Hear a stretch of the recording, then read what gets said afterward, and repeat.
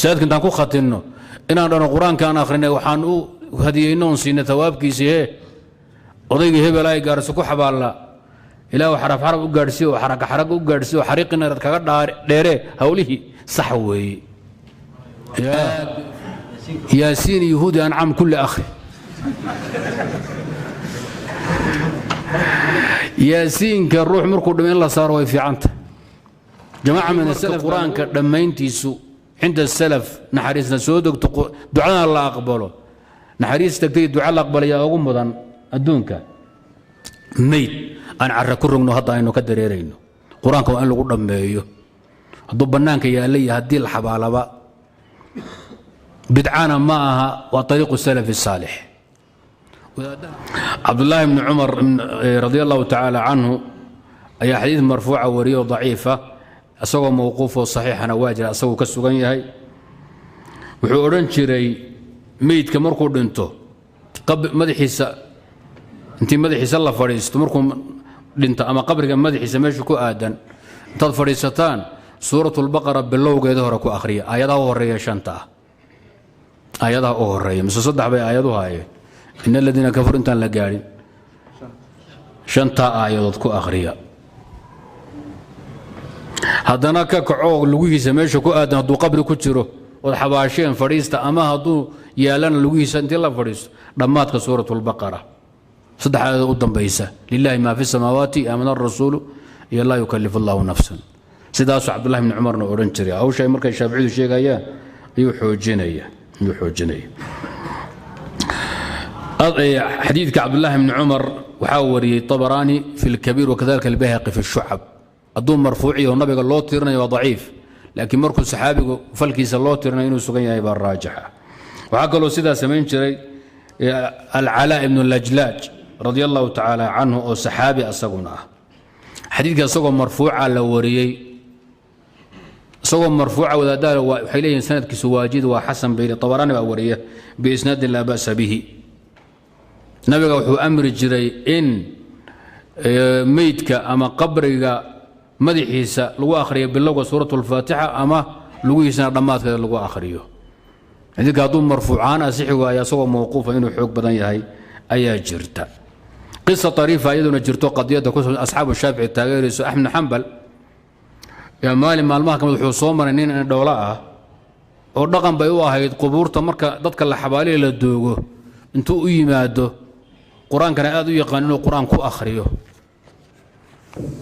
oo qur-aan saaro axmed baa marka wuxuu ku yidhi yaa haada alqiraa'atu cinda alqabri bidca jooji buuri in ruuxi marka la xabaalo la qur-aan saaro bidco weeye jooji nimay axmed saaxiibeen oo muxadis oo loo maxamed qudaamat aljawhari ayaa ku yidhi yaa abaa cabdillaah kayfa taraa mubashir alxalabi buu ku yidhi ninka la yidhaahdo mubashir alxalabi agtada muxuu ka yahay ila rijaashii howlahaasaad ku fiican tahay ma nin hiqa mise waa daciif markaasuu hi waa hiqo ninka asaga ah wuxuu ihi wuxuu ii sheegay aabbahay iiga wariyey cafwan mubashir alxalabi wuxuu iiga tabiyey can abiihi oo taabici ah inuu dardaarmay markuu dhimanayey markaan dhinto qur-aan igu akhriya suurat اlbaqara bilowgeeda dhammaadkeeda yaasiin qur-aan buu u sheegay qabriga haddaday xabaashana igu dul akhriya waana la sameeyey markaasuu waagi dambe wuxuu yidhi ninkii indhoolahaabuu u yidhi wuxuu yidhi waad akhrin kartaa hawshaadi wado aan waagi kuu diiday bidca maaha marba haddii saxaabiya taabiciin laga wariyey oo aan ka noqday tabdiici ibnu qudaama muqniga ku soo guuriyay qadiyadda ayada ah abubakr alkhalaal baa asaguna soo guuriyey waagi dambe abu cabdillaah bni xambal ninkii dariirka ee qubuurta qur-aan saari jiray ku khatimi jiray axmed inuu ku daba tukan jiray nin mubtadacan axmed kuma daba tukado ilaa lidaruuratin hawshoo dhan inuu ka laabtay bayna taana caddaynaysaa marka aahaarta iyo axaadiistaa fara badan baa baabka ku yimid asxaabu shaafici warkoodu waa fiican yahay wayna saxan yihiin dadka ka soo horjeedana daliil fiican ma haystaan anuguna ayagaan taageersanay weligeyba maxaan ahaa shaafici inaan qaab kale iskugu dhacno mooyeen intaa waxaa dheer salafka waxaa ka sugan min asaxaabati waataabiciin waxay odhan jireen adducaau cinda khatmi اlqur'aani mustajaaba. qur-aanka marka la khatime la dhammeeyo ducada waa la aqbalaa. taad xer soo urursay 10 ama 12 ama 5 ama 20 markay qur-aanka khatimaan waa lagu duceeyaa. qur-aanka marka la dhammeeyo min aljinnati waannaas la gaadho gacmaha haddii la taago ducada waa la aqbalaa. mujaahid, anas, qataada, jamaaca min asalaf wataabiciin xata asaxaaba yaa samayn jiray. weliba markay khatimahayaan ehelkooda iyo reerkao dhan iba u yeedhi jireen. gabdhaha maqan, kuwa la qabo, carruurta kulli imaada qur-aanka khatankiisii baa la gaadhay. markuu dhammeeyo marka kulligood u ducayn jiray. raxmaddaa soo degta, ducadaa la aqbalaa, dembigaa la dhaafaa. haddii marka qur-aanka dhammayntiisu cinda salaf naxariisna soo degto ducadana la aqbalo, naxariis degtay duca la aqbalayaa ugu mudan adduunka mayd aan carra ku rogno hadda aynu ka dareerayno. qur-aanka waa in lagu dhammeeyo, hadduu bannaanka yaalla iyo haddii la xabaalaba. bidcana ma aha, waa ariiqu salafi saalix. wadaaddaha khilaafayna howlo kale bay way ismoodsiiyeen. والحق وامحي وما قاله أصحاب الشافعي. لكن المشهور عن الشافعي والأكتين أصو مسألة وخلاف سنة هاي مركا حنابلة إيو مالكية إيو حنفية بابك عفوا متأخرين حنفية بابك كفي عن انت ظهر لكن شافعي بيكون بابيهن.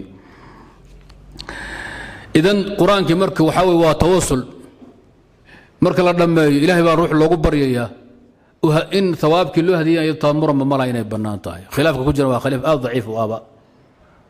ilaa ibnu taymiya uu ku dhaweeyay inuu ijmaac soo guuriyo inkastoo uusan carabka ku dhajinin. marka qur-aanka haddaad intaad akhrida idinkoo ka maqan aad u hadiyaysaanna waa khayr.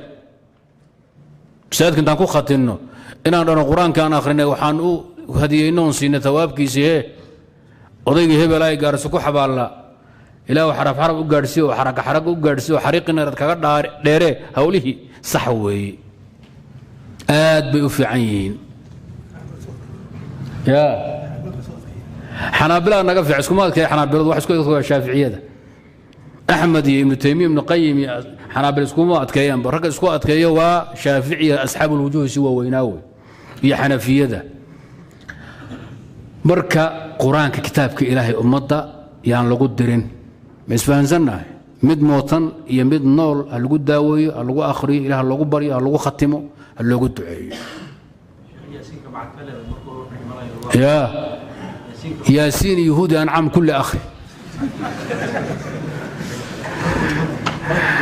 yaasiinka ruux markuu dhimo in la saaro way fiicanta. jamaaca min asalaf baa laga wariyaa inay dhaheen ruuxa muslimka ee dhimanaya marka yaasiinka lagu akhriyo sakaraatulmowtka loo fududeeyaa, naftaa si tartiiba ooga baxda.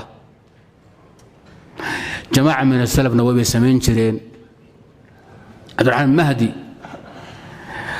waxaa ku agnaf baxay imaamkii abu cabdillaah sufyaan ibnu saciid athawri. wuu warfaaday markaasuu ku yidhi igu akhri yaasiimo igu akhri. waan yaasiimay buuhi. markaan dhammeeyey oo ilayhi turjacuun aan tagay bay naftu ka dareertay buuhi. taabiciin baa samayn jiray. asxaabulxadiid fara badan baa samayn jiray. xadiid daciifana waaba ku yimid oo sunanka ku jira soo ma garanaysaan. way fiican taha hawshu. howlaha yararka dadka annagu kuma haysanee masala tawxiid wa shirki baan ku haysannaa. yaan la isku khaldin. najdiyiin furuuc fiqiya nagama dhaxayso. waxaa naga dhexeeya التوحيد والأصول بنا قدحية. الشرك والكفر، التوحيد والإسلام أيام كرت راعسنا هاي موين فقيات كأنه شافعية هاي سعوين سمد له ما بدل ما غشي سعوين سمد له ما بدله. أنصون نقدر وحاول القرآن مد موطني مد النول به كتب كداوية كو أخرية كو ختمة ويقول دعية ثوابك وهدية هوشها الله وضو هذا أخردان هي هذا محل سؤال ساكي إلى دبرديس حرت حقوق وشروع كقادن كرام ما كي هوش هديني يعني القرآن بدنا نقريه معاد هذا محمد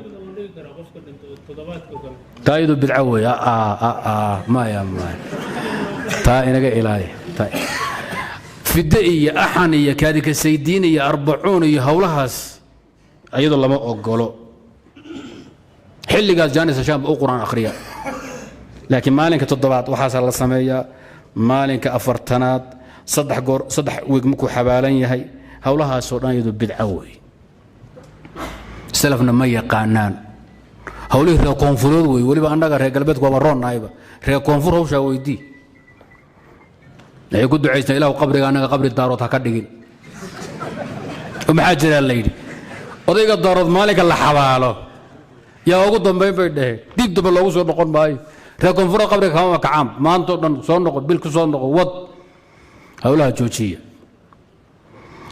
hawlahaas alla joojiya ayagu reehiran baa laga naga daran annaga mar xabaale hiiraan ayu maalinka kuridan baa ugu dambeyn reehiran hada daarad way ka sii daran yihiin المهم قضية وكهل الشيخ ويستحب أن يقرأ عنده عند الميت أو عند القبر شيء من القرآن وإن ختم القرآن كله عنده عند القبر أو الميت كان حسنا وقضيات آثار سلف له أحاديث مرفوعة يقص أرورتي على كلام فيها